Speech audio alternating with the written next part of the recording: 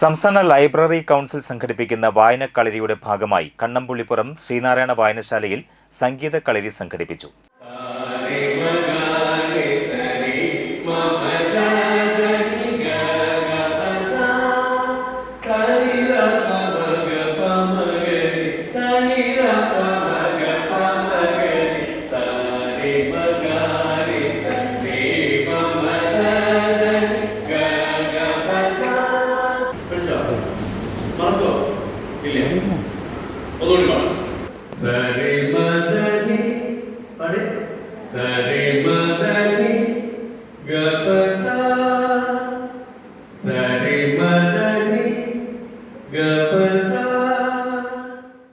Kerala Kalamandalam executive member A B. Satheesh ഉദ്ഘാടനം ചെയ്തു.